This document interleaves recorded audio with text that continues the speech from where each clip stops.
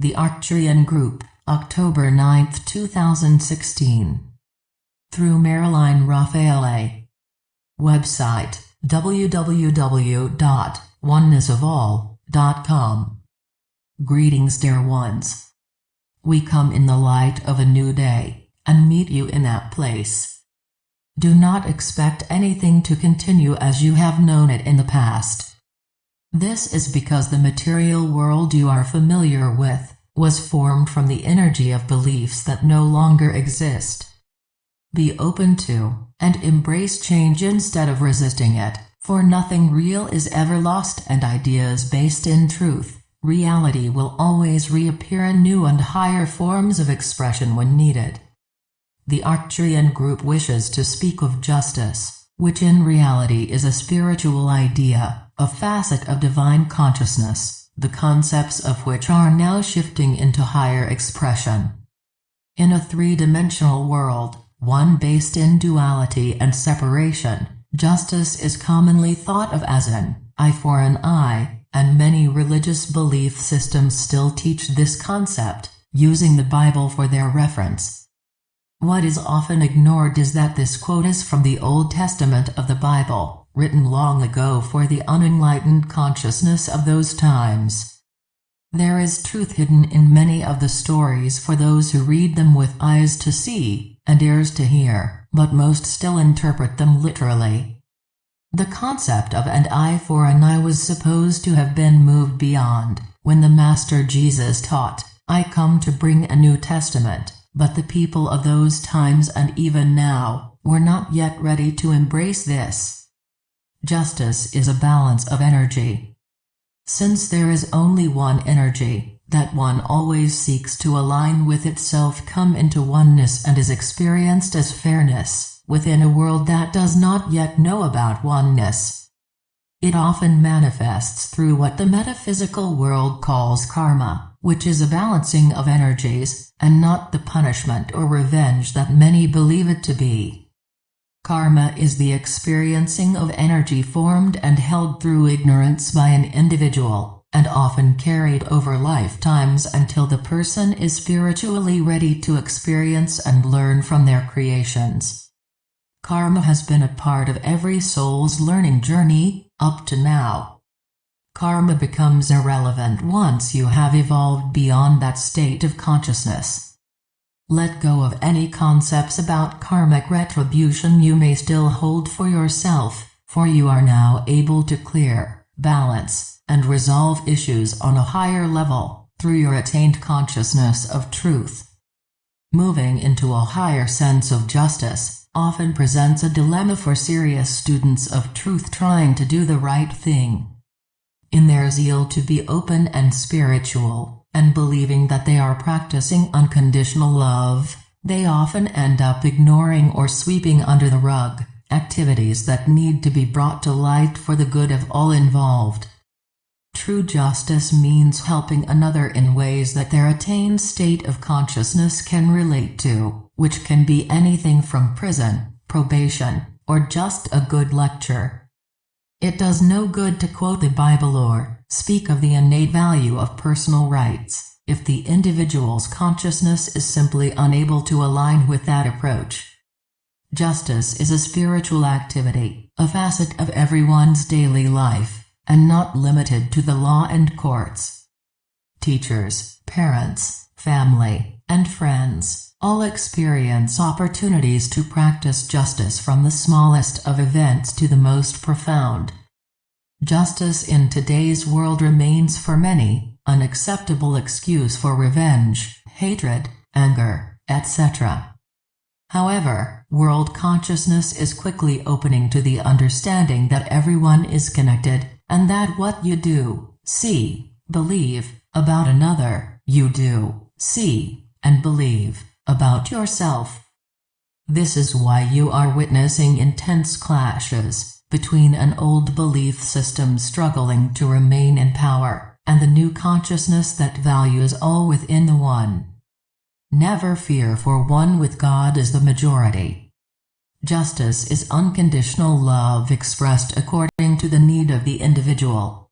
There cannot be a one-size-fits-all within the higher sense of justice, and as evolving souls you must come to understand and accept justice in ways that reflect this. Justice seen simply as punishment reflects duality and separation, but justice seen as an opportunity to help another grow beyond their present state of consciousness reflects the new and more evolved awareness. When you observe others suffering, the temptation is to wish revenge upon those causing it. The belief in separation remains strong, having been a part of everyone's belief system for many lifetimes.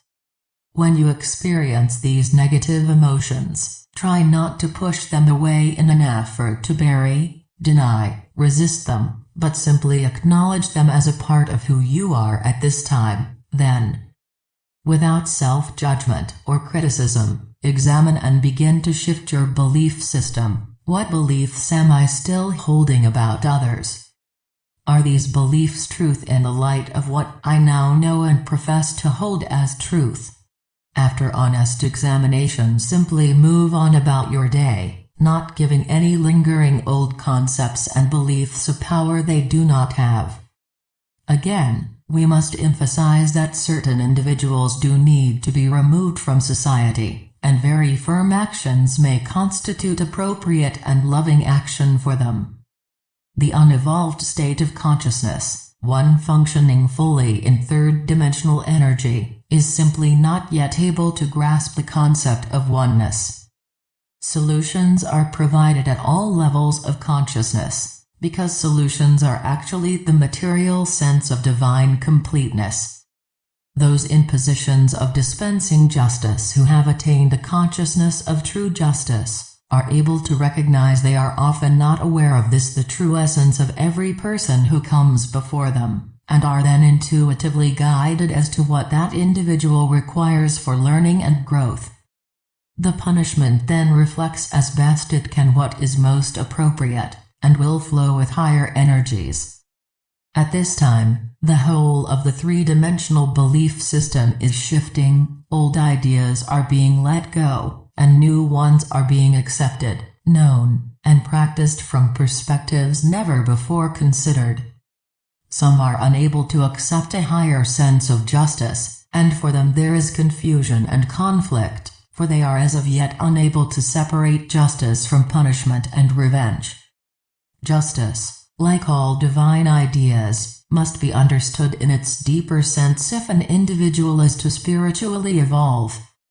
The higher sense of justice is one that assists another to learn, grow, and evolve from his actions.